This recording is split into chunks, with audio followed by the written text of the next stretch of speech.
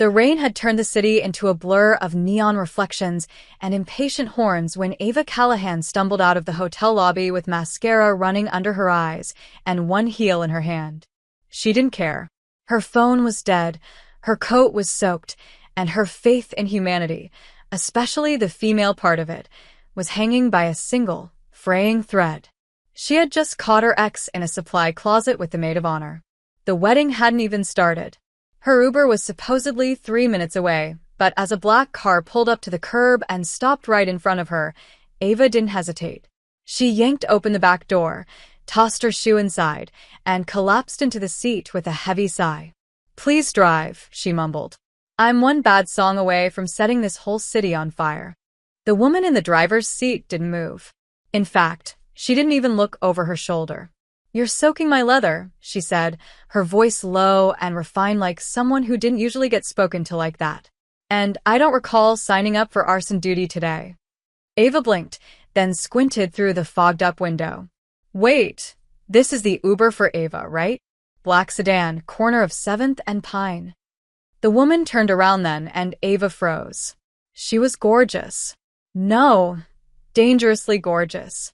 High cheekbones, raven black hair tied in a sleek bun, ice blue eyes that looked like they could slice through lies and maybe small buildings. And she didn't look like an Uber driver. She looked like she owned the car. And the street. And probably the city. "You mistook me for your Uber driver," the woman said flatly.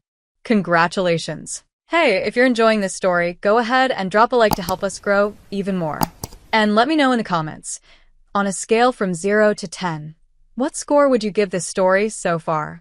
Your feedback makes all the difference." "That's a new one." "Oh God," Ava muttered, already reaching for the door handle. "I'm sorry. I've had the worst day in the history of—" "Where were you headed?" the woman interrupted. Ava hesitated. "Downtown." "Anywhere not dripping in champagne and betrayal." The woman's eyes lingered on her a moment longer. Then she shifted into drive. "Buckle up." "Wait, you're actually going to drive me?" "I'd hate for your next bad decision to involve pneumonia and a stabbing under an overpass. Consider this charity. Or curiosity." Ava's heart thudded. "You're not going to murder me and dump my body in a landfill, are you?" "Not tonight," the woman replied. "I'm wearing silk." Ava stared at the back of her head, stunned into silence, as the city lights slid past them like melting gold. "What's your name?" she asked after a beat. "Because I'm at a disadvantage here. You've seen me at my most pathetic, and I haven't even gotten your murder alias."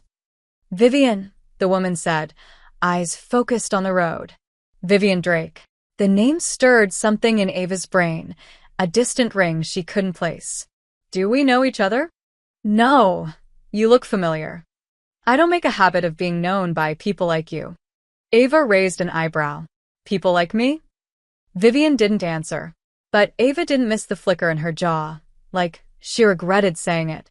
Silence stretched between them, thick with tension and the soft sound of the wipers. Ava shifted in her seat. "You're cold, you know that? And you're wet and barefoot in my back seat." Touché. When Vivian finally pulled up in front of a crumbling brick building downtown, Ava expected her to kick her out with a dry insult and a smug smirk. Instead, Vivian parked. "Do you live here?" she asked. Ava nodded. "Top floor." "No elevator." "It's glamorous, I know." Vivian stared at the building like it offended her. "Get inside safe."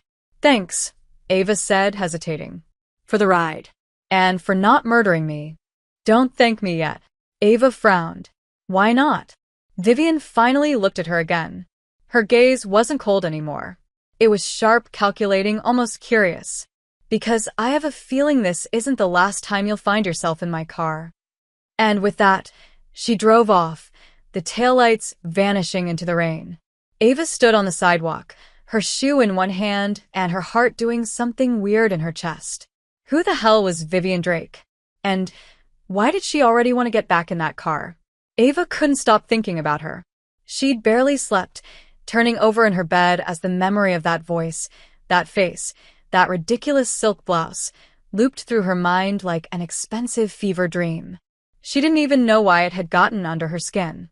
Maybe it was because Vivian had looked at her like no one else ever had, like she was a puzzle missing too many pieces to be worth solving, and yet somehow still interesting. Or maybe it was just because she'd felt something in that car. Something that made her want to stay. That was dangerous. Ava didn't do dangerous. She did sarcasm, takeout, and a long list of romantic failures. But dangerous? Dangerous was Vivian's domain. Still, the next morning Ava walked to her favorite coffee shop, her brain cloudy and her heart confused, only to freeze when she saw the black car again. Same exact one. Same sleek, impossible to afford model. Parked right in front of the cafe. And leaning against it like a goddamn Vogue ad? Vivian Drake.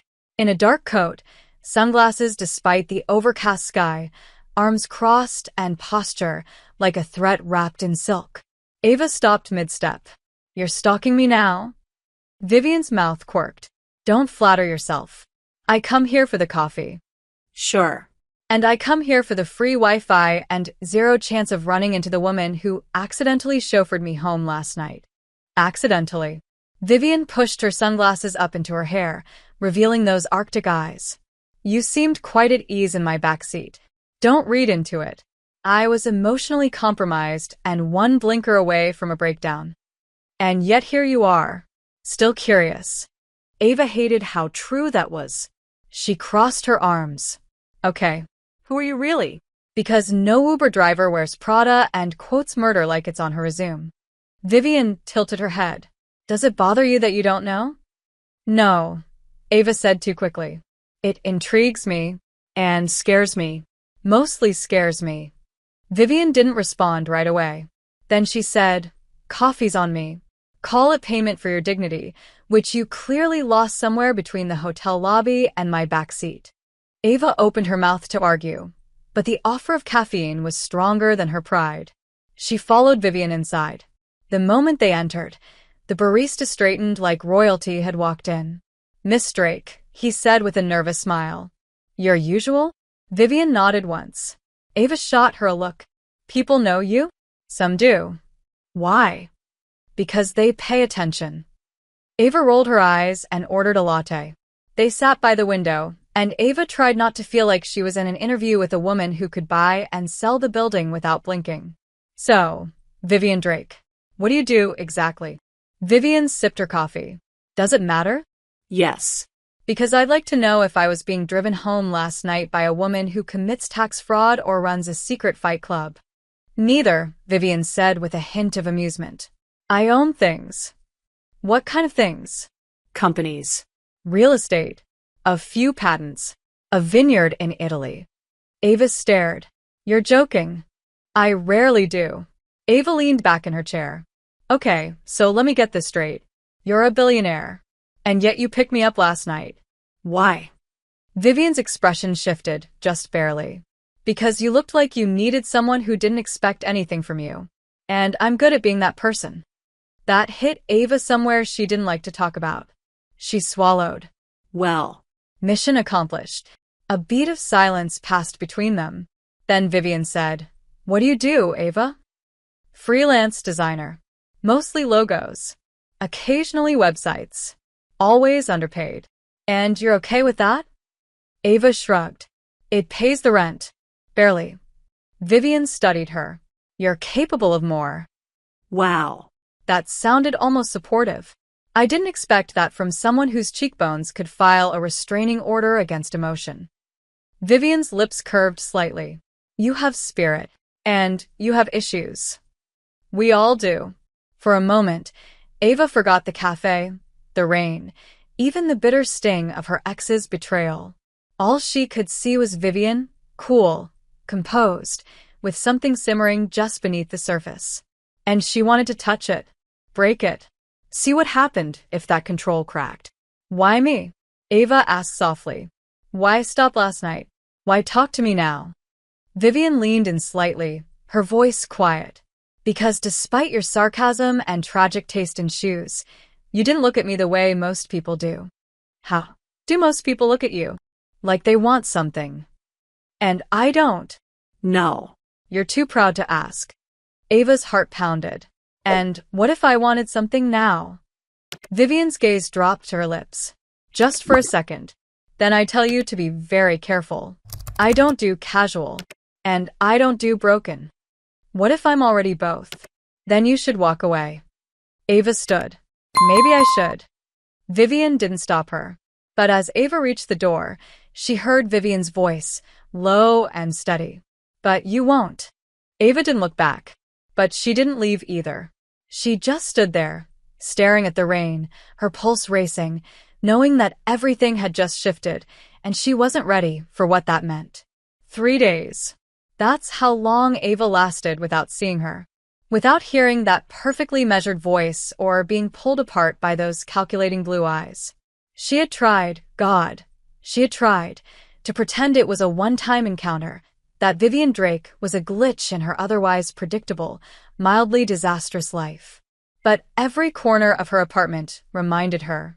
The shirt she'd thrown on after peeling off the soaked dress. The heel that still hadn't dried.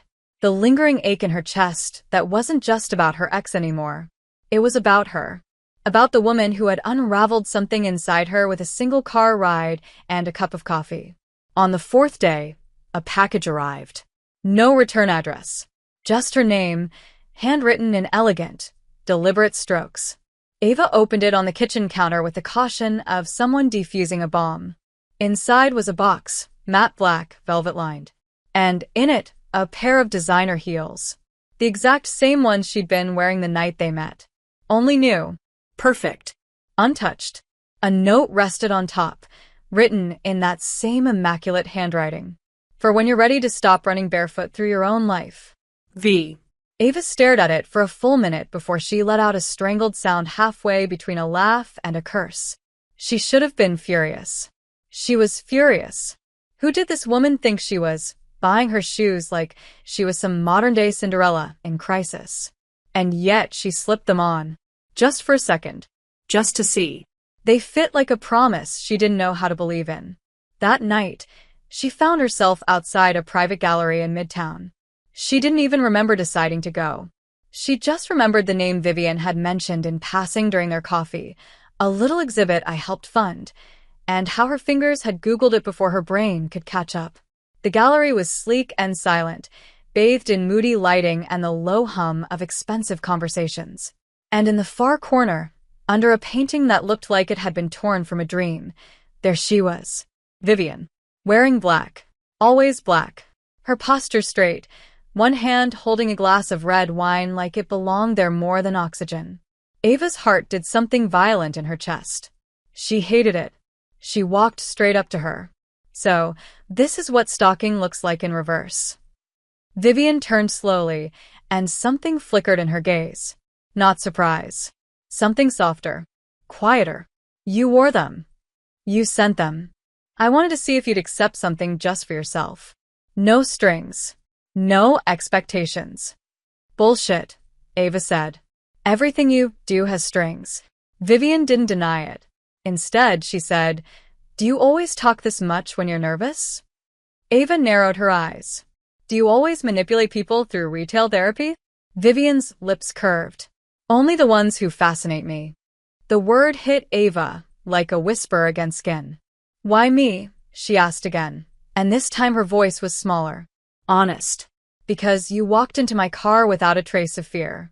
Because you didn't care who I was. Because when I looked at you, I didn't see expectation. I saw fire."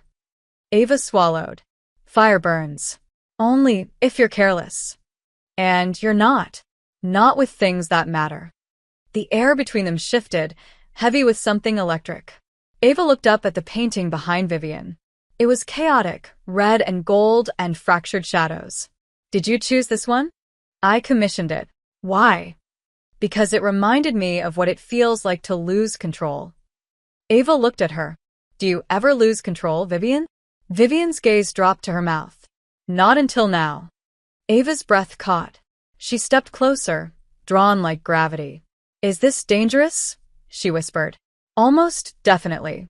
And yet here we are." Vivian didn't move, didn't touch her, but her voice was a blade wrapped in velvet. "If you kiss me now, there's no going back." Ava hesitated. Every voice in her head screamed at her to walk away. That Vivian Drake was not safe, not stable, not anything close to the life she'd built on sarcasm and solitude. But then Vivian whispered, "Choose, Ava." And that was it. Ava reached up and kissed her. It wasn't soft. It wasn't sweet. It was two storms colliding, mouths crashing, hands searching, breath stolen between gasps. Vivian gripped her waist like she'd been waiting years to touch her, and Ava tangled her fingers in that perfect dark hair like she was afraid Vivian might vanish if she let go. When they finally broke apart, both of them breathless and trembling, Vivian's forehead rested against hers. "You shouldn't have done that," she murmured. "Then stop me," Ava said. Vivian didn't. Instead, she kissed her again, slower this time, deeper. And for the first time in what felt like forever, Ava stopped running. The gallery had emptied long before Ava and Vivian broke apart. The kiss still echoed in Ava's chest like thunder in a canyon, deep and reverberating, shaking loose every wall she'd spent years building. She hadn't meant for it to go that far. She hadn't meant for any of it. But now her lipstick was smudged, her hands trembled faintly at her sides, and Vivian Drake was looking at her like she'd been set on fire and didn't mind the burn. "We should go," Vivian said, her voice a low hum against the hush of the gallery. Ava nodded, unable to trust her voice. She followed Vivian to the waiting car, where the driver, this time, not Vivian herself, opened the back door for them without a word. Ava hesitated only a second before slipping inside. The door closed, sealing them into a cocoon of leather and silence and unsaid things. Vivian didn't speak. She simply reached out, took Ava's hand, and laced their fingers together. Her touch was cool, steady, grounding. But inside, Ava felt anything but grounded. "Where are we going?" she asked. "Somewhere quiet," Vivian replied. "You look like you need silence. And you look like you need someone to ruin your composure," Ava muttered. Vivian's smile was brief, but real. "You already did." The ride was short. They pulled up to a penthouse that looked like it belonged in a magazine for people who never asked about prices. The lobby alone smelled like imported leather and expensive decisions. Vivian led her up without a word, and when the elevator doors opened into the apartment itself, no hallway, no neighbors, Ava took a breath that didn't quite reach her lungs. It was all glass and shadow, a skyline view stretching behind floor-to-ceiling windows. Every detail was immaculate, deliberate, like Vivian herself. Ava turned slowly. "Do you ever live in anything normal?" "Normal doesn't interest me," Vivian said, already pouring them both a drink. "And I don't think it interests you either." Ava accepted the glass. "You don't know me." "Not yet." They sat, not quite touching, the city sprawling out beneath them like a promise. Ava stared at the glass in her hand. "I should go." "You won't. You're very sure of yourself." "Only when I'm right." Ava set the drink down. "What are we doing, Vivian?" "We're orbiting." "Around what?" "Something inevitable." The room felt too small for her heartbeat. "You're dangerous." "So are you." "No, I'm not. You kissed me like you were." Ava turned to her sharply. "Is this a game to you?" Vivian's expression didn't change. "Nothing about you feels like a game." Ava stood, pacing toward the window. Her reflection stared back, eyes too wide, mouth too soft. "I don't do this. I don't get involved. Not with people like you." "People like me?" "Powerful, controlled, the kind who don't fall because they don't have to." Vivian approached slowly, stopping just behind her. "Maybe I don't fall because I've never met someone who made it worth the risk." Ava turned around. "And now?" Vivian reached out, brushing a strand of hair from her face. "Now I'm considering it." Ava's breath hitched. "This is too much. Too fast." "Then tell me to stop." Ava couldn't. Instead, she closed the distance between them and kissed her again, desperate, searching, like trying to find oxygen in the dark. Vivian responded in kind, her control fraying at the edges. Their bodies pressed together, heat blooming where their skin met. Vivian's hands were firm, guiding, but never demanding.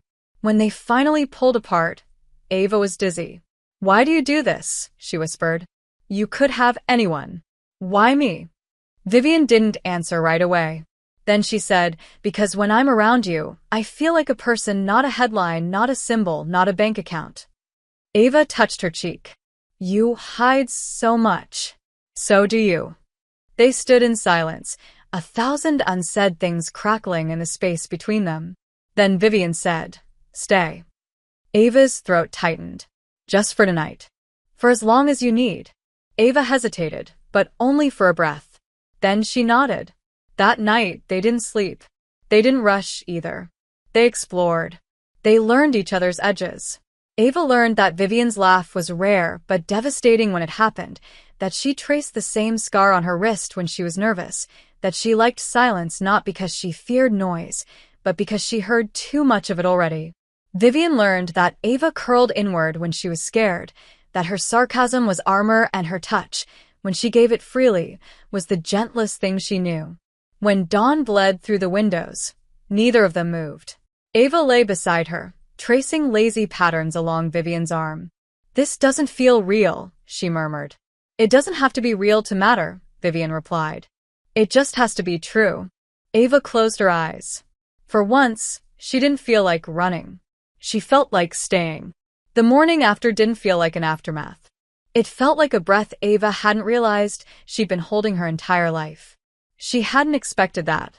She'd woken up with her cheek against Vivian's shoulder, her fingers curled lightly against the other woman's ribcage, and for one wild, quiet moment, she didn't want to move. The city was awake beyond the glass, horns and sirens and the blur of early sunlight, but inside that penthouse, everything was still. Safe. Warm. Vivian stirred slowly beneath her. You're still here, she murmured, voice hoarse from sleep. Ava shifted, looking up at her. You sound surprised. I am. Why? Because most people run before the damage can happen. Ava searched her face. And, you think I'm going to damage you? Vivian didn't answer. But her fingers threaded gently through Ava's hair, and her silence said more than words could. You don't know how to let people stay, do you? Ava whispered. No, Vivian admitted. But I want to learn. Ava leaned in, pressing a soft kiss to her collarbone. Then don't try to control this. Just let it be messy. I don't do messy. Then maybe messy is exactly what you need. Vivian exhaled through a quiet laugh. You're dangerous. So are you. They stayed wrapped around each other for hours, dozing in and out of sleep, touching in ways that were less about lust and more about learning the shape of something new. But eventually, reality started to press against the edges. Ava's phone buzzed. Repeatedly. Her work, her real life, her responsibilities, all clawing their way back. She sat up reluctantly. I should go. Vivian didn't stop her. But her hand lingered on Ava's wrist. Come back tonight. Ava looked at her. You don't give up easily, do you? Not when I find something worth holding on to. Ava nodded slowly. Okay, tonight. She dressed, stealing one last look at Vivian curled in the silk sheets, all shadows and soft light, then stepped back into a world that felt sharper than it had 24 hours ago. Her apartment was cold by comparison. Too quiet. Her inbox was overflowing. Her clients were impatient. But none of it settled the ache beneath her ribs. All day, Ava felt like she was drifting somewhere between two versions of herself, the one who made sarcastic jokes in outdated shoes, and the one who had kissed Vivian Drake like she owned the night. When evening fell, she didn't go back. Not right away.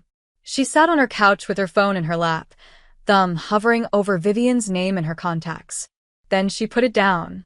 Not because she didn't want to go, but because she did. Too much. She needed space to think.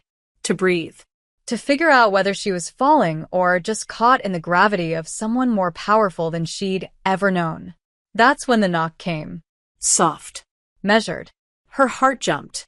She opened the door slowly, and there she was.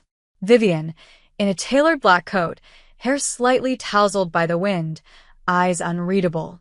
I told myself I'd give you time, she said. And then I realized I don't want to lie to you. I don't want to pretend I'm indifferent to this. Ava blinked. You came here.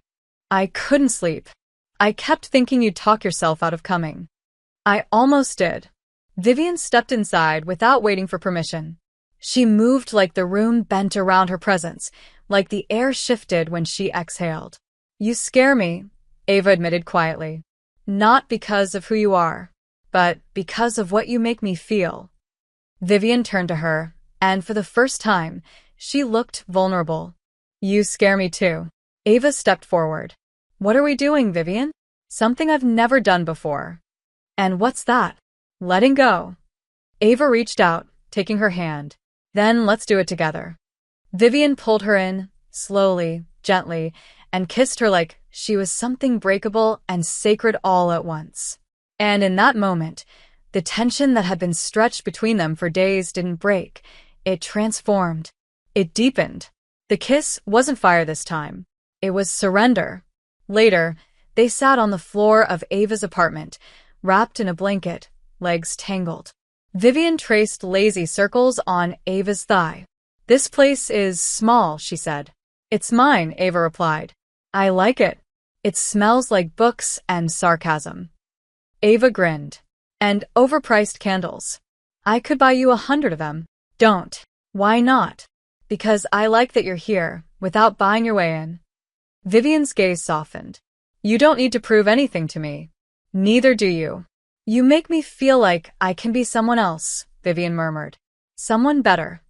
Ava rested her forehead against hers. You already are. And as the city moved on outside their window, neither of them said what they were both starting to feel. That maybe, just maybe, this wasn't going to burn them down. Maybe this time, they were the fire. Together. There was something terrifyingly beautiful about falling for someone like Vivian Drake. It wasn't the wealth, or the control, or the way she looked in black silk at 3 a.m. It was the way she unraveled slowly, like a lock giving up its secrets click by click. Ava didn't mean to fall in love. Not with her. Not again. She had promised herself that after everything, after heartbreak and betrayal and all the parts of herself she'd spent years rebuilding, she would stay guarded. But Vivian didn't break down walls. She walked right through them like they were never there, leaving Ava exposed in ways she didn't know were possible. The days blurred together, a rhythm neither of them said aloud, but both felt. Sometimes Ava woke up in Vivian's bed, the skyline stretching past glass like a painting in motion. Other times, they curled up in Ava's apartment, eating takeout on the floor, Vivian barefoot and undone in a way no one else in the world would ever believe. They never labeled what they were, but it filled the spaces between them like gravity. One night, Ava stood by Vivian's window, watching the city below. You know, she said quietly, I used to think people like you didn't feel anything real. Vivian joined her, handing her a glass of wine. And now I think you feel too much. You just hide it better than anyone. Vivian didn't answer, but the way her fingers brushed Ava's was answer enough. The intimacy wasn't just physical anymore. It was in the way Vivian started to open drawers Ava hadn't touched. In the way she listened, really listened, when Ava talked about her mother's death, about the career that never quite took off, about the hollow feeling of being invisible in her own life. And Ava learned things too, like the fact that Vivian couldn't sleep when it rained, that she had no siblings, no living parents, that most of her friends were business associates, that she didn't remember the last time she let someone see her without her armor. Until Ava. And that should have been enough. But something was shifting. Subtle at first. A missed call Vivian ignored. A tension in her shoulders when her phone lit up. A name Ava didn't recognize flashing across the screen. Lena. Ava said nothing. At first. She didn't want to ruin what they had by demanding answers she wasn't sure she had the right to ask for. But doubt is a quiet poison. It seeps in slowly. By the time she finally asked, it was already too late to pretend she wasn't afraid of the answer. Who's Lena? She said one evening, as they lay tangled in Ava's sheets, the rain whispering against the windows. Vivian's body went still. Not dramatically. Not with guilt or panic. Just still. She's no one, Vivian said too quickly. She doesn't feel like no one. Vivian sat up, brushing a hand through her hair. She's someone from before. Before what? Before you. Ava swallowed. X. Something like that. And she's texting you in the middle of the night, why? Vivian looked at her, and for once, her expression was unreadable. Because she thinks I'm still hers. Are you? Silence. Ava's chest tightened. Vivian. I told her it was over a long time ago. But Lena doesn't believe in endings. And you? Vivian looked at her, and something cracked. I didn't expect you. Ava sat up, pulling the sheets tighter. That's not an answer. It's the only one I have right now. Are you still seeing her? No. Are you still in love with her? Vivian flinched. That was answer enough. Ava stood. You should go. Ava, I can't do this. I can't be your in-between. Your maybe. I've already been someone's almost. I can't be yours. Vivian stood too, slowly, like every movement hurt. I didn't lie to you. You just didn't tell me enough of the truth. The silence between them was colder than anything Vivian had ever said. Then, in the quiet, she reached for Ava's hand. Don't let this end here. Then tell me you're not still in love with her. Vivian looked at her, jaw tight, eyes full of something raw and sharp and painful. And she said nothing. That silence was louder than a confession. Ava pulled her hand back. Goodbye, Vivian. And for the first time since the night they met, Vivian didn't follow. The door closed behind her like a blade. Ava stood in the dark, heart pounding, 1,000 things unsaid still burning on her tongue. But all she could think was, I should have known. I should have protected myself. But how do you protect yourself from something that felt like fate? The days after Vivian left were quiet in a way that felt unnatural. The silence wasn't peaceful, it was hollow. It had shape, weight, memory. Ava didn't sleep well. She didn't eat much. She stared at her laptop without processing a single word on the screen, her design software open but untouched. Her apartment had never felt so small, so empty. Everything reminded her. The curve of her couch where Vivian had once rested her head. The candle she lit that Vivian had mocked for being dramatically floral. Even the silence itself sounded like her. And yet, Ava didn't reach out. She couldn't. Not when the echo of Vivian's silence, her refusal to answer, her inability to say, I'm not in love with her, still rang louder than any apology ever could. Pride was part of it, yes. But it was also self-preservation. Ava had spent too long putting herself back together after being someone's second choice. She wouldn't do it again. She couldn't survive it twice. On the 5th day, the gallery called. Apparently, Vivian had put Ava's name down for a solo exhibit 6 months earlier, something she'd done without telling her, quietly, without expectation. Ava almost didn't take the call. But something about it, something about the idea that Vivian had believed in her art before Ava even knew she wanted to show it, broke something open inside her. She went, not to see Vivian, not yet, but to stand in the space she had unknowingly been building toward. The gallery was bright, sun-washed, quiet. Her pieces, mostly abstract, chaotic, full of color and rawness, hung on pristine white walls. And in the center of it all, a single painting that made her breath catch. It was hers, but she hadn't put it there. She'd painted it months ago and shoved it under her bed, unfinished. Too personal. A mess of red and gray, and streaks of black. Grief. Anger. Desire. She walked toward it slowly. There was a small card beneath it. Donated anonymously by VD. Ava stared at the initials until her eyes blurred. She didn't cry. Not yet. She just stood there, heart pounding, surrounded by pieces of herself she hadn't realized anyone else could see. When she left the gallery, the sun was setting. She didn't know where she was walking until she was already standing outside Vivian's building. The penthouse lights were off. Ava didn't go up.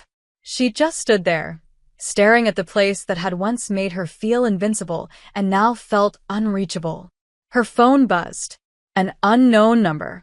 Just one line. Come to the vineyard. Ava's chest tightened. She had known Vivian had left town. She hadn't known she had fled. But of course she had. It was what they both did, run when it got too close. She almost deleted the message. Almost. Instead, she stared at it for a long time before typing why. The answer came back immediately. Because I can't say it unless you're looking at me. Ava stood in the cold twilight for a long time, trying to convince herself that walking away was the smarter choice, that staying angry was safer. But safety never made her feel alive. So she packed a bag. The drive to the vineyard was long and winding. Autumn had already begun its quiet descent, painting the trees in gold and fire. When she arrived, it was nearly dark. The vineyard stretched out like something out of a storybook, rolling hills, rows of vines glowing silver under the moonlight, and at the center, a modern house made almost entirely of glass and wood, minimalist and haunting. Vivian was waiting on the porch. She didn't speak. Just watched as Ava stepped out of the car. You came, she said quietly. You asked. Ava walked slowly toward her. Why did you leave the city? Because every part of it reminded me of you. And you thought running would fix that? No, Vivian said. I thought space would make it hurt less. I was wrong. Ava stopped in front of her. Why did you bring me here? Vivian took a breath. Because this is the only place I've ever gone to feel like myself. And I needed you to see that version of me.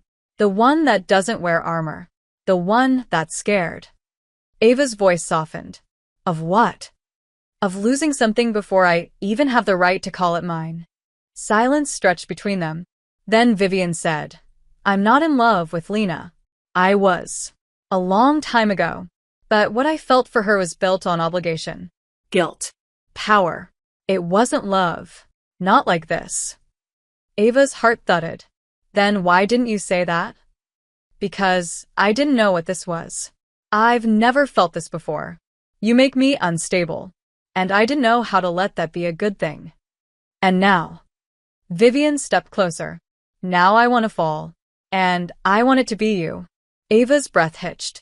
This doesn't erase what happened. I know. But it matters. It's the only thing that matters. Ava looked at her, really looked at her, and for the first time, saw not the billionaire, not the perfect lines and polished edges, but the woman beneath it. The one who had finally chosen to stay. Then show me who you are here, Ava said. No city. No walls. Just you. Vivian nodded slowly. Then stay. Not for a night. For a while. Ava reached for her hand. Okay. But you have to stop buying my art anonymously. Vivian smiled, small, genuine. Deal. And for the first time in weeks, the ache in Ava's chest began to loosen. Not gone, not forgotten, but softened by something she hadn't dared to name until now. Hope. The vineyard was unlike anything Ava had ever experienced. It didn't feel like an escape. It felt like stepping into another version of herself. One where she didn't have to be guarded or clever or constantly ready to deflect. Here, she was just Ava. And Vivian, stripped of her city armor and the polished attachment she wore like a second skin, was human. That surprised Ava most of all. The house was quiet in the mornings. Vivian always rose before her, already dressed in soft cotton and barefoot, sipping espresso on the deck with a notebook in her lap. She wrote in it every morning, long before the sun burned through the mist. Ava asked once what she wrote. Vivian only said, things I don't know how to say out loud. They fell into a rhythm.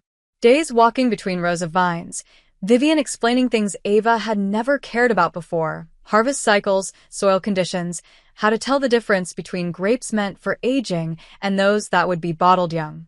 At night, they cooked. Or tried to. Vivian was shockingly bad in the kitchen, and Ava teased her relentlessly for it.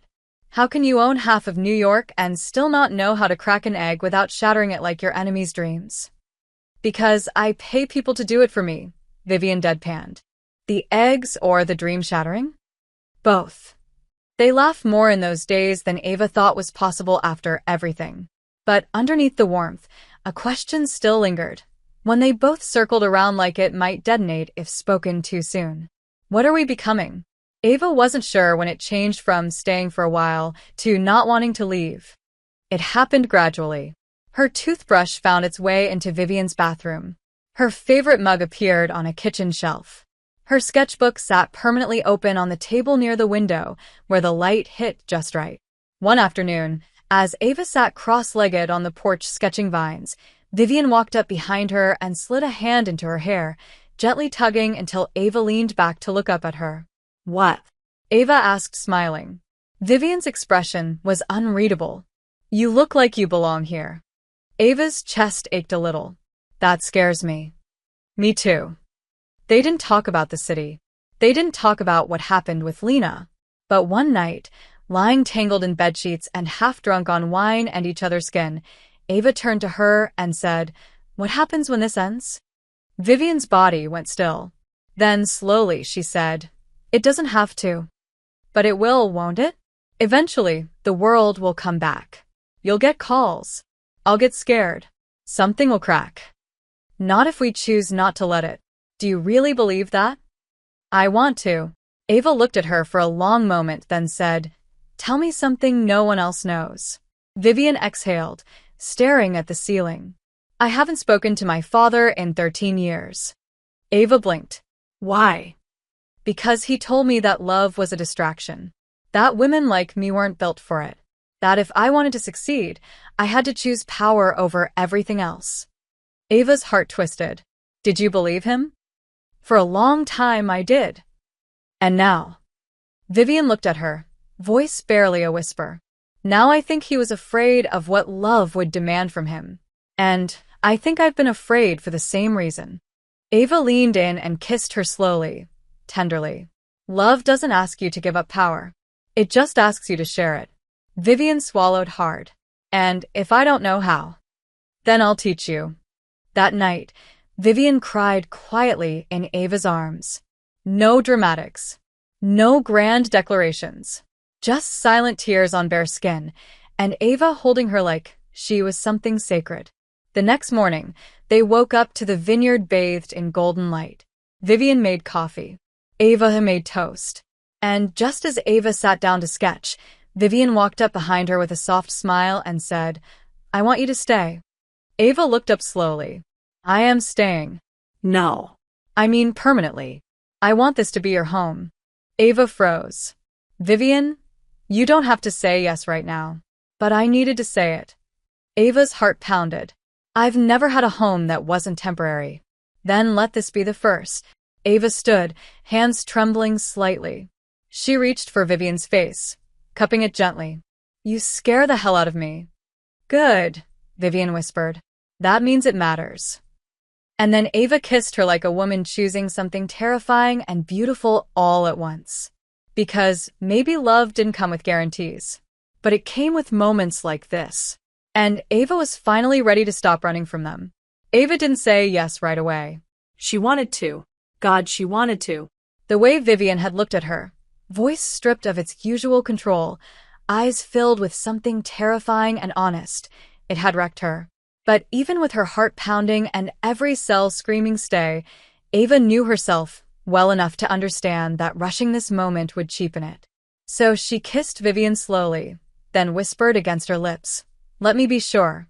Let me say yes when I know I can mean it forever." Vivian didn't flinch, didn't retreat.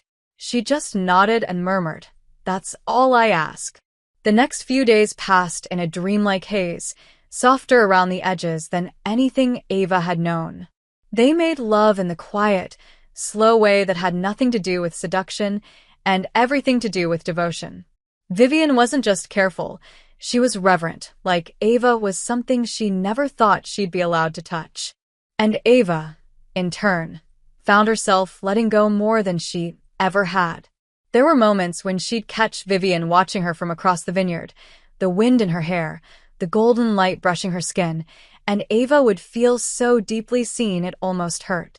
But something shifted on the fourth morning. Ava had gone to town alone. Vivian had an urgent call she couldn't ignore, something about international investors, and while Ava hated the way that old wall crept back into Vivian's tone, she also knew it was part of her. She stopped by the cafe in town, picked up some supplies, then browsed the small bookstore on Main Street. And that's when she saw her.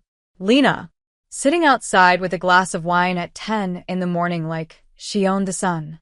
Ava froze. The woman was beautiful in the kind of way that had been trained into her, expensive cheekbones, calculating eyes, and the casual confidence of someone who had never been told no. She didn't recognize Ava. Not at first. But when their eyes locked, something dark and sharp flickered behind Lena's smile. "You must be the flavor of the month," she said smoothly. Ava narrowed her eyes. "Excuse me?" "I've seen your face," Lena continued, swirling her wine. "Vivian keeps you close. For now." Ava's spine straightened. "You don't know anything about us."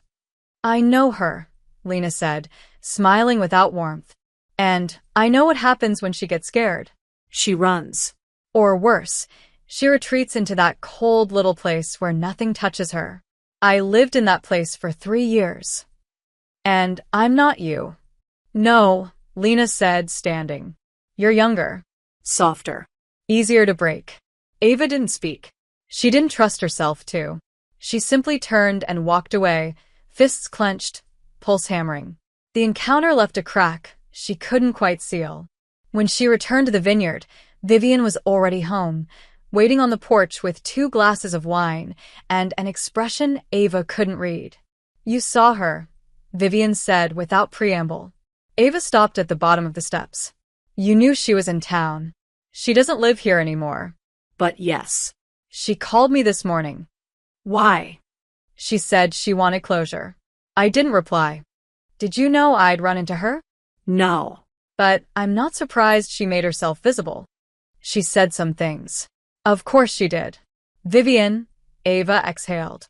"She said you run when you get scared." Vivian was silent for a moment. Then she looked down at the glass in her hand. "She's not wrong." Ava stepped closer. "Do you still love her?" "No, but she hurt you." "Yes." "And you hurt her."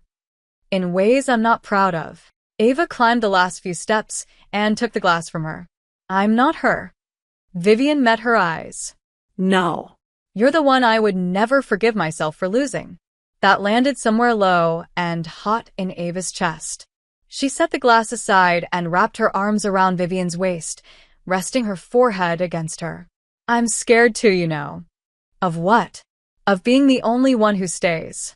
Vivian's voice was quiet. "I don't want to run anymore." "Then stay with me. Even when it gets hard. Especially then." Vivian nodded slowly. "Okay."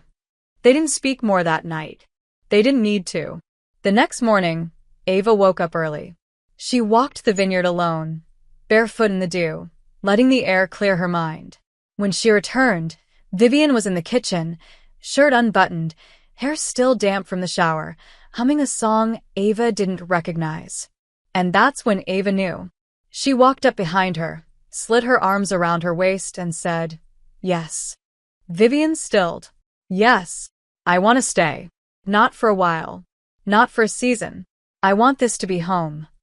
Vivian turned around slowly, eyes wide, lips parted. "Ava, I'm not saying I won't get scared. I will. I'm not saying it'll be perfect. It won't. But I'm choosing this. Choosing you."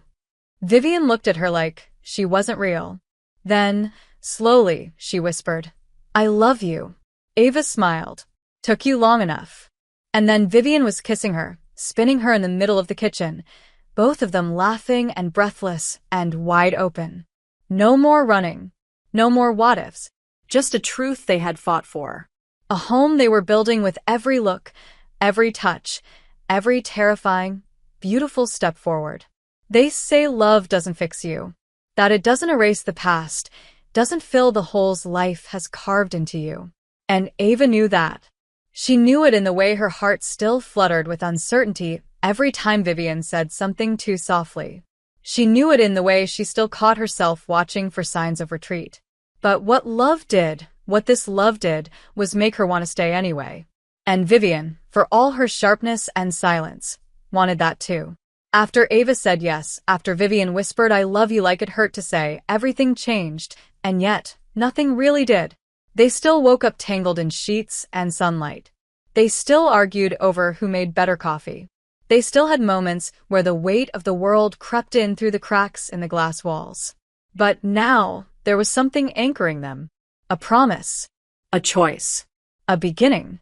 One afternoon, as they sat on the porch watching the vines sway in the wind, Ava turned to her with a sketchpad in her lap. What if I painted you? Vivian arched an eyebrow. Fully clothed, I assume. Ava smirked. No promises. Vivian rolled her eyes, but didn't protest. She just tilted her head slightly. You think you can capture this? Not the version everyone sees, Ava said, flipping to a clean page. Just the version I've met here. The one who laughs when I threaten to burn the kitchen down. The one who writes in a notebook every morning and pretends it's not poetry. Vivian didn't respond, but she looked away, just long enough for Ava to see the emotion flicker in her throat. The next hour passed in near silence, Ava sketching with furrowed concentration while Vivian read beside her. Occasionally, Ava would glance up, stealing little pieces of Vivian's face, how her lashes caught the light, how her jaw tensed when she tried not to smile. You're staring, Vivian murmured without looking up. I'm studying. There's a difference? You tell me. That night, Ava finished the first layer of the painting, just the outline really, but something about it felt alive already. She set it against the wall to dry and crawled into bed beside Vivian. You never asked me to prove anything, Ava said softly. That's how I knew I could trust you. Vivian turned to her. I never wanted to be loved because I was impressive. I wanted to be loved despite it. You are. Vivian kissed her then, slow, sure, grateful. But peace never lasted long in their world. Not when history had sharp claws and people like Lena didn't know how to stay gone. The letter arrived 2 days later. No return address. Elegant stationery. Vivian opened it in silence, eyes scanning quickly, jaw tightening with every line. Ava sat across from her, heart already sinking. What is it? Vivian folded the letter neatly and set it aside. Lena's threatening to go public. With what? With everything. The relationship. The breakup. My personal life. You. Ava's stomach dropped. Why now? Because she wants control back. And because I finally took it from her. What does she think she's going to gain? Vivian's voice was steady, but barely. Revenge. Chaos. She knows how the world looks at powerful women who dare to be vulnerable. She wants to remind me what it costs. Ava stood slowly, crossing to her. So let her talk. Ava, no. You've built empires. You've survived worse than this. And if people know about us, if the world sees me next to you, then let them. I'm not afraid of being seen anymore.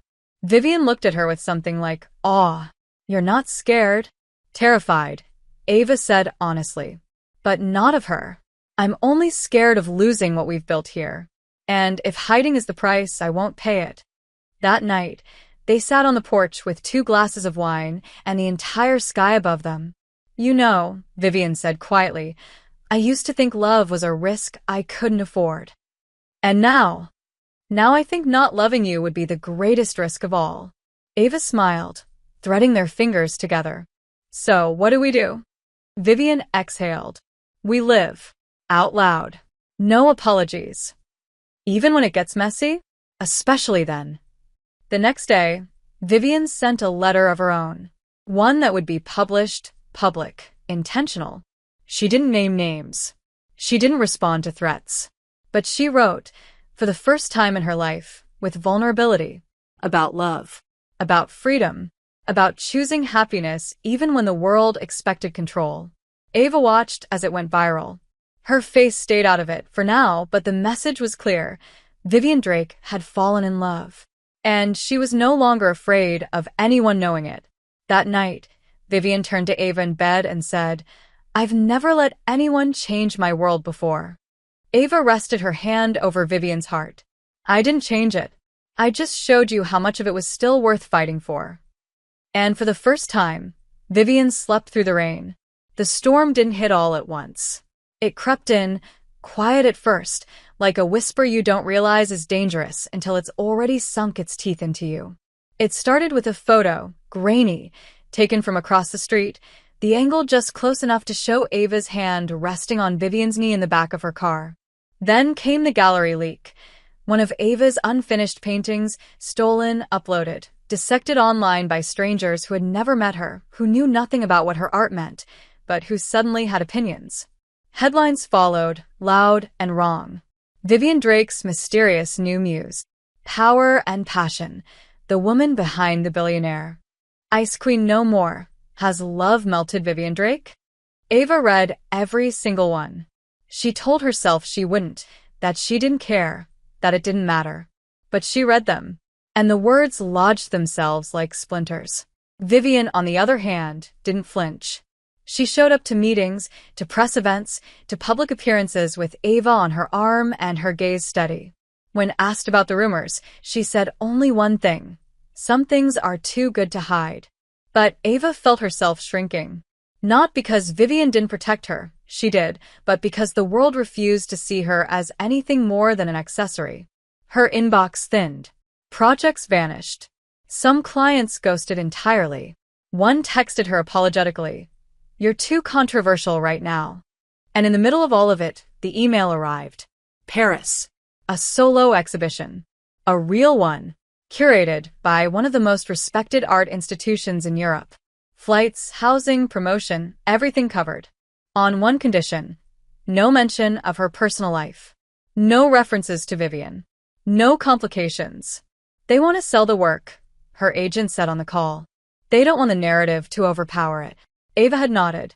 She'd agreed to think about it.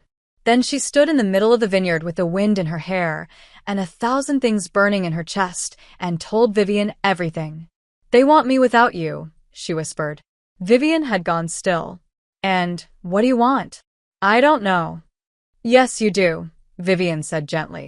"You want to prove you're more than what they see." "I get it." "Do you?" "Better than anyone." "Then tell me what to do." "I can't," Vivian said. "Because if I tell you to go, and you don't come back, I'll never forgive myself. But if I ask you to stay, and you lose this chance, you'll never forgive me." Ava stared at her. "So what do we do?" Vivian reached for her face. "You go. You show them who you are. And if you still want me after all of that, after Paris, after the noise, after the silence, I'll be here." Ava left 2 days later. The flight was long. The apartment they gave her was beautiful, but cold. The gallery was sleek, the staff polished, the walls blindingly white. And everything felt wrong. Her name was on every program. Her work framed perfectly. But her story, her truth, had been scrubbed clean. One curator said it casually over wine. "It's stronger without the drama, no?" Ava smiled tightly. She nodded. But every night she painted. Alone, raw, barefoot in the studio space they gave her. She painted Vivian's hands, her eyes, the hollow space she left behind. She painted grief and desire and the ache of being almost seen. On opening night, the room was filled with champagne and beautiful eyes. Critics murmured behind gold-rimmed glasses. Collectors stood with their arms folded, pretending to understand what they didn't feel. Ava stood near the back, exhausted, hollowed out. Until she heard it. "She paints like she's bleeding," someone said. Her heart stopped. She turned. And there she was, Vivian, standing in a storm-colored suit, her presence a wave that silenced the room. She didn't wait. She didn't look for approval. She crossed the space and said, "I couldn't stay away." Ava's throat tightened. "You shouldn't be here. You said that once. The first night we met." "That was different, was it?" Vivian looked at the nearest painting, the one Ava had poured herself into at 3 a.m., shaking from too much coffee and too little sleep. "This one," she said quietly. "It's me. It's not a portrait. It doesn't have to be." Vivian turned to her. "I spent years controlling everything I touched, building a world no one could question. And then you walked into it barefoot, mascara running, telling me to drive before you burned the city down." Ava laughed despite herself. "I meant it. I know." Vivian took her hand. People were watching. Phones were raised. Someone was already recording. But Vivian didn't care. "Let them see," she said. "Let them know. I'm not hiding you. I'm not hiding us."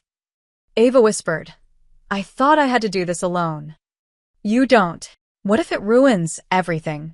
Then we build something better." Ava looked at her, truly looked. Not as the woman the world feared or admired, not as the billionaire, the enigma, the story, but as the person who had loved her enough to let her go. They wanted me to erase you, Ava said. And you didn't. I tried. Vivian smiled. And failed miserably. Completely. Good. And then, in front of the crowd, in front of the world, Ava kissed her. Not for the cameras. Not for the performance. For herself. For them. For everything they'd fought for. The room burst into something she couldn't hear. Flashbulbs, gasps, scattered applause. But all Ava could feel was Vivian's mouth against hers, steady and warm and real. When they pulled back, Vivian whispered, "So now what?" Ava's smile was slow. "Sure. Now I paint. And I stay. And we stop pretending this wasn't always inevitable." Vivian nodded. Together? Always. And that night, when the gallery closed and the city went quiet, Ava walked barefoot through the streets of Paris, hand in hand with the woman she had once mistaken for a stranger. And for the first time in her life, she felt like the world finally saw her exactly as she was, no longer someone's shadow, but the center of her own story. Paris didn't sleep after that kiss. Not the part of it that mattered. By the time the gallery emptied and the lights dimmed, Ava and Vivian were still standing in the center of the room, forehead to forehead, the noise behind them fading into something distant and meaningless. They left through the back entrance, hand in hand, ignoring the cameras, ignoring the murmurs. Vivian's driver was waiting. Neither of them spoke the entire ride to the hotel. Not because there wasn't anything to say, but because there was too much. The door to the suite barely closed before Ava turned and kissed her again, slower this time, desperate in a different way.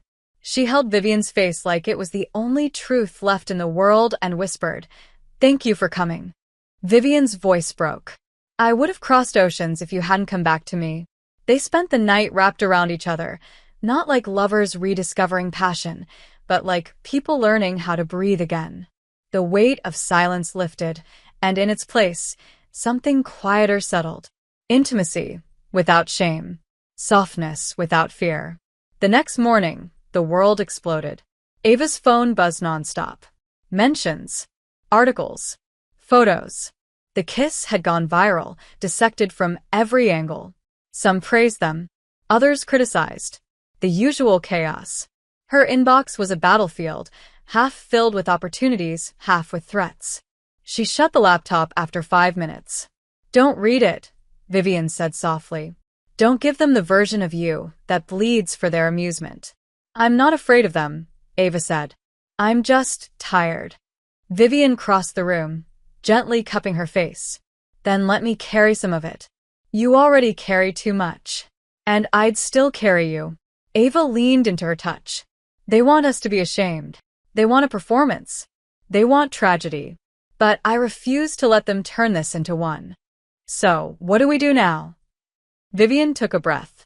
"We choose how to exist. Loudly or quietly. But together. On our terms." Ava looked at her, eyes sharp. "Then let's start by telling the truth. Not in a headline. Not in an exposé. Just our story. In our voice." Vivian blinked. "You want to tell it?" "Yes. But not for them. For us. For the girls who need to know they're allowed to be seen." Vivian nodded slowly. "Then we write it together." They spent the next week in the vineyard, back in their quiet corner of the world, pouring their story onto paper. No editors. No spin. Just memories, scars, confessions. Vivian opened her notebook, letting Ava read everything she'd written since the night they met. Pages filled with longing, self-doubt, glimpses of tenderness Vivian had never shared with anyone. Ava cried reading them. Vivian didn't stop her. "You were never cold," Ava whispered. "You were just scared no one would touch you without taking something. You were the first who didn't ask for anything but truth." When they finished writing, they posted it quietly. No press release. No press tour. Just a simple photo, Vivian's hand holding Ava's, ink-stained fingers and all, with the caption, "This is ours." The response was overwhelming, but different this time. Not scandal, not spectacle, Stories poured in from women across the world. Young, old, closeted, loud, broken, healing. Women who saw themselves in their words. In the fear. In the fight. In the love. The media noise didn't vanish, but it changed shape. Became something they could hold. Ava still lost clients. Vivian still received threats. But for every door that closed, 5 opened. And through it all, they stayed exactly what they promised. Together. But peace was never permanent. Not in a world that fears women who know their worth. A month later, the gallery sent word that one of Ava's paintings had been defaced. Red paint splashed across the canvas. A slur carved into the wall beside it. Security footage caught nothing. The police shrugged. Hate is loud, Vivian said as she held Ava close that night. But so is love. I'm tired of fighting. Then we rest. And tomorrow, we paint over what they tried to destroy. You make it sound easy. It's not, but you make it worth it. They repainted the gallery wall together. They framed the ruined painting in gold leaf. Not to hide it, but to remind the world that love survives what tries to erase it. And when a small queer museum in Berlin asked to display that painting as a symbol of resistance, Ava said yes. Because by then, she knew who she was. And who they were. 2 women in love. Publicly. Fiercely. Tenderly. No apologies. That night, Ava stood under the stars on the porch of the vineyard and said, "Do you ever think about the night we met?" Vivian smiled against her neck. "Every day. I mistook you for a driver. And you mistook me for someone untouchable. I don't anymore. Good. I love you, Vivian Drake. I love you more, Ava Callahan." And this time, there were no reporters. No flashes. No crowd.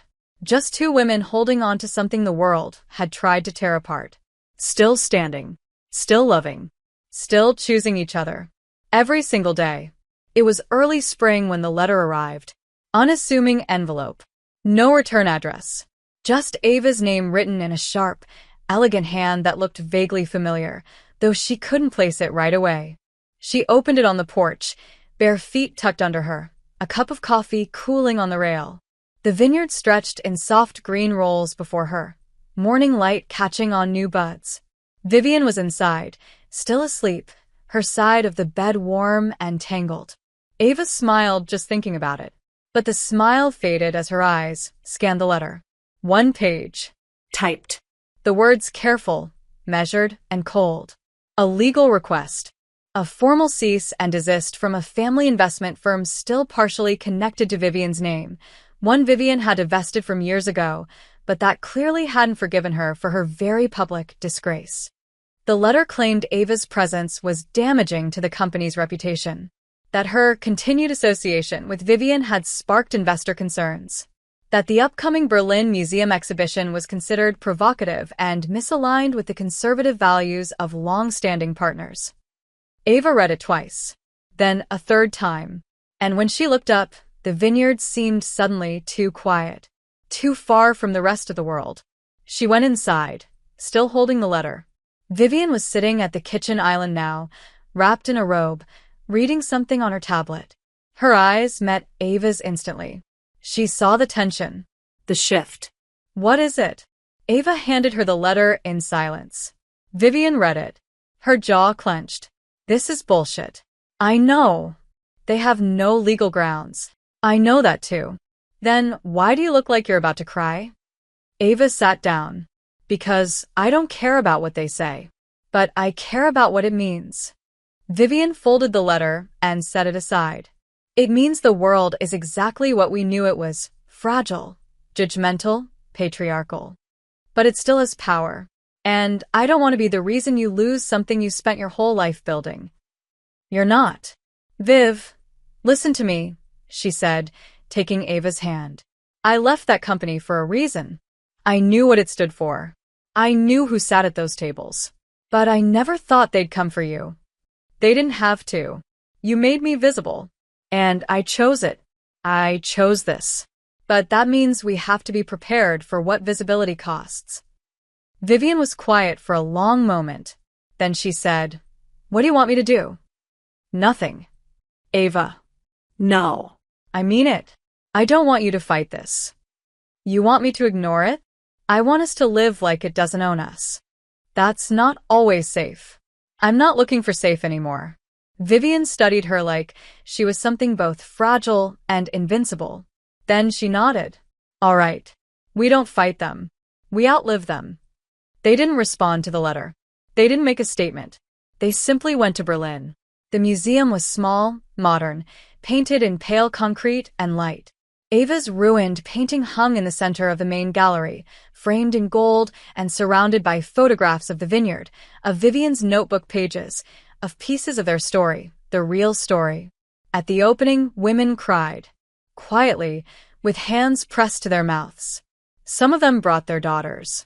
One brought her mother. And in the middle of it all, Ava stood beside Vivian and felt something shift. It wasn't vindication. It was belonging.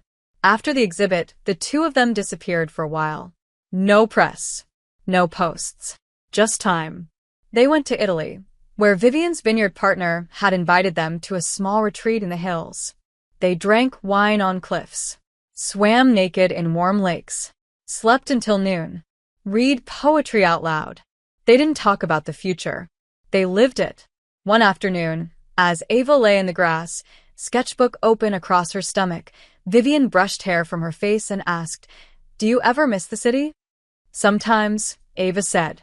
"The noise, the chaos, the feeling that anything could happen. And now," Ava turned to her, "now I like knowing exactly what's going to happen when I wake up." "And what's that?" You. "Still here." Vivian kissed her softly, the kind of kiss that didn't ask for anything.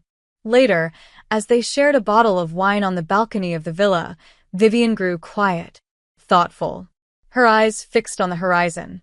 "I used to think legacy was about what you leave behind," she said. Now. "Now I think it's about who you build it with." Ava set her glass down. "Are we building something? I think we already have." "And what comes next?" Vivian looked at her, not afraid for once. "Whatever you want. Marriage. No marriage. Dogs. Chickens. 10 vineyards. 0 headlines. I don't care. As long as it's you." Ava's breath caught. That sounded dangerously like a proposal. Did it? Yes. Then maybe it was. Ava smiled, heart thudding. "Ask me again. When I'm wearing shoes and not covered in grass." Deal. And in that promise, whispered over wine and sky, Ava felt it again, that moment where love stopped being a risk and started being the reason. The ring didn't arrive in a box. It wasn't velvet-lined or presented in some grand gesture with cameras or champagne. It showed up on the kitchen counter, quietly, early one morning while Ava was still asleep upstairs.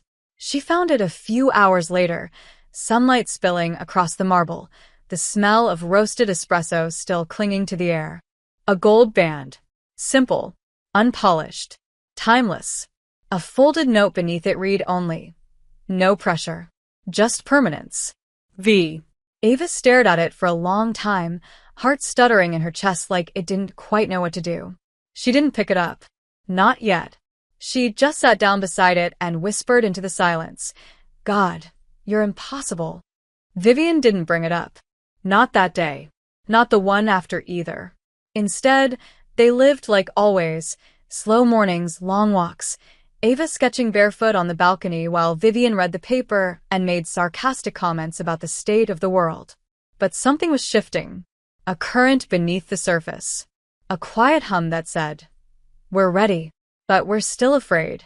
That night, Ava stood in front of the mirror brushing her teeth when Vivian appeared behind her, already in a t-shirt, hair still damp from the shower. "You saw it?" Vivian asked. Ava met her eyes in the mirror. "I saw it." And Ava rinsed her mouth, turned slowly, leaned against the sink. "You want to marry me? I want to keep choosing you. However the world names it." Ava crossed her arms. "And if I say no?" Vivian's voice didn't flinch. "Then we keep choosing each other. Every day. With or without the ring." Ava searched her face. "You're serious?" "Always." "You're not even nervous." "I'm terrified." Ava stepped closer. Then why do you look so calm? Because I've never been this sure of anything. Ava felt the breath catch in her throat. You didn't ask me, Viv. Because I wanted to give you the chance to ask me. Silence bloomed between them. Full, warm, brimming with possibility. The next morning, Ava woke up early. She padded downstairs, found the ring exactly where she'd left it. This time, she picked it up, held it to the light, felt its weight settle in her palm like something inevitable. When Vivian came into the kitchen 20 minutes later, hair tousled, hoodie slipping off one shoulder, Ava was waiting. She held up the ring between two fingers. You didn't kneel, she said. I didn't want to scare you off. You didn't even speak. I was giving you space. You left a note. Vivian raised an eyebrow. Would you prefer a monologue? Ava rolled her eyes, walked around the counter, and took Vivian's hand. I prefer this, she said, and slid the ring onto Vivian's finger. Vivian blinked. Is that a yes? That's a hell yes. Ava, you're mine. I'm yours. No cameras. No press. Just you and me and a vineyard that smells like wet soil and the rest of our lives. Vivian kissed her so hard, she dropped the espresso mug still in her other hand. It shattered against the tile, neither of them flinching. When they pulled apart, breathless and laughing, Ava whispered, That's your cue to propose back, by the way. You just said yes. Why would I? Because I want to hear it. From you. Vivian held her gaze for a long moment. Then she dropped to one knee, barefoot, eyes glowing. Ava Callahan, will you marry me? I already did. I want to hear it again. Yes, Ava said. Yes, yes, yes. They didn't tell anyone. Not yet. The ring stayed on Vivian's hand like a secret, one they weren't ready to share. Not because they were hiding, but because some things deserved to be held close before the world touched them. Instead, they planned quietly. Not a wedding. A moment. A promise. Ava sketched ideas in her notebook. Ceremony under the vines. Barefoot vows. No guests, no distractions. Just them. Vivian found a local violinist who agreed to play something soft and wordless as they walked toward each other. They wrote their own vows on opposite ends of the same page. On the day they chose, early May, just as the vineyard began to bloom, they didn't dress up. No gowns. No heels. Ava wore a linen dress with paint stains on the hem. Vivian wore a white button-down she hadn't ironed. They met between two rows of vines, the sun filtering through the leaves, and stood with bare feet on warm earth. You changed me, Vivian said, voice trembling. Not by force, not by fear, but by showing me that love is not a loss of power. It's what gives it meaning. Ava reached for her hands. I used to think I was too much, too loud, too impulsive. But you, God, Vivian, you loved me anyway. You made me feel like I was not just enough but necessary. Vivian's eyes filled. We'll still fight. I know. I'll still be infuriating. That's your charm. But I'll never stop choosing you. Not once. Not ever. Same. They kissed. No priest. No papers. Just truth. Just them. Later, they lay in the grass, hands intertwined, the ring now on Ava's finger too. And as the sky turned gold above them, Vivian whispered, Do you remember the first thing you said to me? Ava smirked. Get in the car before I burn the city down. Exactly. Still could. Vivian grinned. Let's not. I like this life. So do I. And in that quiet, under the sky that had watched them fight, fall, rebuild, and begin again, they both knew there was nothing left to prove. They had become their own home. It began with a mistake. A wrong car. A stranger's voice. A storm. It began with mascara running, with sarcasm and soaked heels and a woman who never asked to be seen, but was. And now, months later, it was ending exactly where it had always been headed. Not with chaos, not with running, but with quiet, with permanence, with peace. Ava woke to the smell of lavender. Not from candles or oils or some curated hotel scent, just the breeze through the open window and the fields beyond the vineyard, blooming wild under spring light. She stretched, reaching across the bed to find Vivian already gone, the sheets warm but empty. She smiled. Not because she missed her, but because she knew exactly where she was. Downstairs, barefoot, coffee in hand, probably reading in the patch of sun near the doorway like she always did. Ava patted down slowly, the ring on her finger catching in her messy curls as she ran a hand through her hair. Vivian looked up as she entered, a soft smile already waiting. "Good morning, wife," Vivian said, the words sliding from her tongue like it belonged there. Ava rolled her eyes playfully. "You've said that every day for the past 2 weeks. And I plan to say it every day for the next 70 years. Ava crossed the room, kissed the top of her head. "Better make it 80. Vivian caught her wrist and pulled her into her lap. "You'll get bored of me by then." "Never. You still confuse me, frustrate me, make me want to kiss you and kill you in the same breath. That's longevity, baby." Vivian laughed. "You still threaten to burn the city down when they're out of oat milk. Because civilization is fragile and I am passionate. And dramatic. And yours." Vivian's smile dimmed into something quieter, more reverent. "Always." Later, they walked the vineyard together, fingers intertwined, Ava barefoot in the dirt because she said it helped her connect to the grape energy. Vivian said she was insane. Ava said she was married to that insanity. They kissed between the vines, sat on the edge of the hill, talked about everything and nothing. "Do you regret any of it?" Ava asked. "What? Loving you?" No. "Letting them see it. The gallery. The articles. The chaos." Vivian thought for a moment, then said, "Not once. Because without all of that, I wouldn't have you like this. You're not mine in secret. You're mine in sunlight. Even when it's messy? Especially then." Ava leaned into her.